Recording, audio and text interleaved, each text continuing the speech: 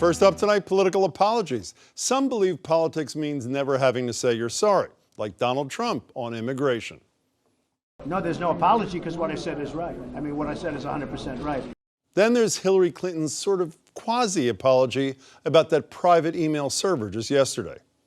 I made a mistake, and I'm sorry for all the confusion that has ensued. Which evolved into a slightly fuller apology by last night's interview on ABC. That was a mistake. I'm sorry about that. I take responsibility.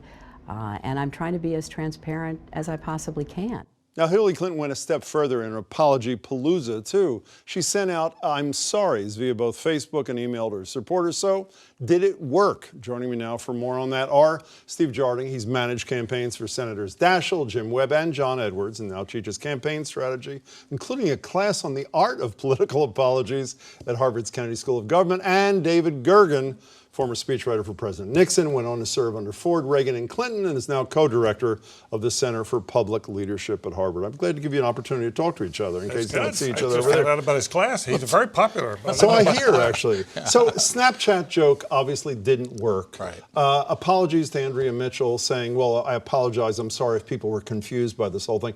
Did what she did last night do the trick for Hillary Clinton?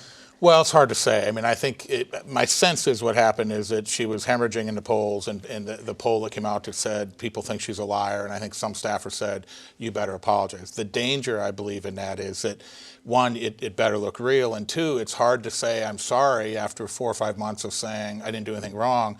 Now I say I'm sorry, and it suggests, well, you actually did do something wrong, and I think that may play worse for her than the fact that people were attacking her. So your colleague thinks the jury's still out. Is it in or no, David Gergen? I think it helped her. It was important for her to take personal responsibility, so give her credit for what she did. Otherwise, we'd be sitting here complaining about it. The lack of apology, but, apologies, work when they're heartfelt and when they're timely. And neither of those conditions seem to be here. This has been a long delay, which basically said I have nothing to apologize for. As recently as earlier in the day yesterday. But the other thing I would say, the quality of being sort of a tactical maneuver. I was so surprised to have Maggie Haberman reporting in the New York Times that she decided to do that after watching a focus group in New Hampshire in which they were complaining about the way she handled it and they weren't getting through communications.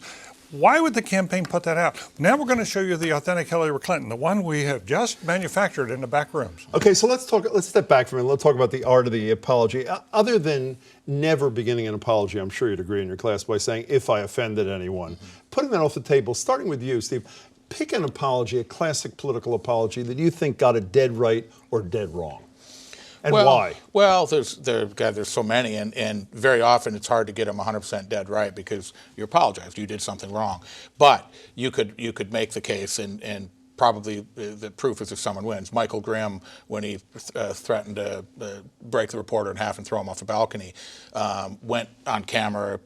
This was caught on camera, but then he went on camera and said, listen, I was under pressure with Sandy, people were hurting. I clearly, he said, my Italian mother's going to take me to the woodshed. I mean, it was genuine enough and legitimate enough that, again, if the proof's in the pudding, the people in his district reelected him. But it was one where he took ownership, and I think the apology has to take ownership. And to David's point, I didn't get the sense that, I got the sense Hillary thought she had to apologize, not that she wanted to apologize. How about one on your list? Who's at the top or the bottom of the list of apology greats? It's hard to think of ones that have really stood out. One admires the Japanese tradition, for example, when it is done. Corporate folks do it all the time in Japan. Excluding the taking of your own life part of it. Yeah, correct? Exactly, okay, exactly. But I must say that when you look at Hillary, you have to think of Bill, and you have to think about his apology over the Monica Lewinsky affair. And I thought that worked, and it came late, to be sure, but to go on national television the way he did, it's very humiliating for an American president to do that. And I think he essentially stood up, took his medicine. So did I, and here it is, Bill Clinton saying those very words. Indeed, I did have a relationship with Ms. Lewinsky that was not appropriate. In fact, it was wrong. It constituted a critical lapse in judgment and a personal failure on my part for which I am solely and completely responsible.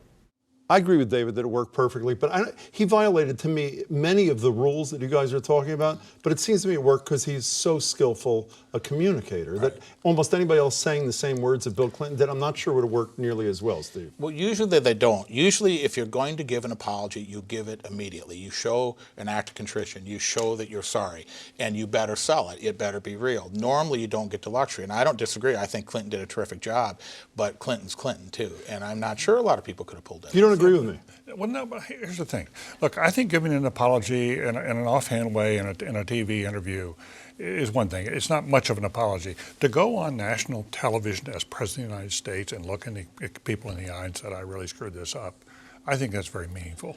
Can we return to one of your former clients? I don't know if you're involved in this thing. Correct me if I'm wrong. John Edwards, after the whole thing with the affair and the kid and whatever, did he not apologize in his statement as opposed to this face-to-face kind of thing? Well, he did in a statement, but remember, initially he denied it. He went on television, and to me, then he subsequently said, yes, I had an affair, but right. I denied and that's the problem. At that point, the gee, I'm sorry doesn't really work. You went on and lied. You went on and said that didn't happen. But even if he hadn't lied, it doesn't work. When you put it in writing and you don't have the courage No, to I look in agree. the camera or talk to an interviewer, it's not going to work, correct? And it doesn't work, and I think the problem with John is John didn't think he could go into the camera. You know, I want to get back to what you both said about timeliness is everything.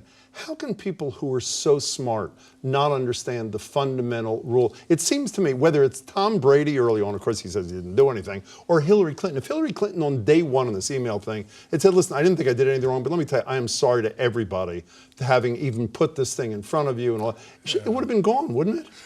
I think yes. I think it would have helped an awful lot. Now, there's still the legal investigation that's going on. You don't know what shoes are still going to drop. So you can't take care of all of that. But I think had she gone on early, I think she would have been far better served. And had it seemed to come from the heart as opposed to coming from her campaign managers.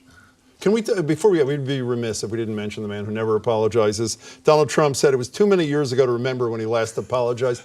He violates, as we know, all rules of politics. This non-apology thing fits perfectly the MO for this guy, doesn't it? Well, I think it does, and I think part of Trump gets a pass in so many ways, but I think it's more of a reflection. If he apologized, people would feel uncomfortable. They want somebody who's cocky. They want someone who says, I'm going to go against the system, because the public, in poll after poll, and greater than I've ever seen in 38 years of doing politics, people are disgruntled. They don't care that Donald Trump has flaws. They don't care that he won't apologize. They just want someone who says, I'm going to stick it to the system.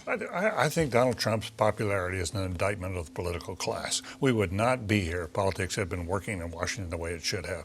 You wouldn't have people are sort of saying, well, hell with it. What if we, you were saying in the green room, you might as well have entertainment as opposed to incompetence. Yeah. That's a pretty good line. Is that your line? Yeah, well, it's true, though. I'm going to use that, actually, if you don't mind. Use it, but and I that's want to apologize. Steve Jardine, it's great to see you. Great David to see you. Jardine, thanks so Thank much you. for your time. Gentlemen, good to see you both.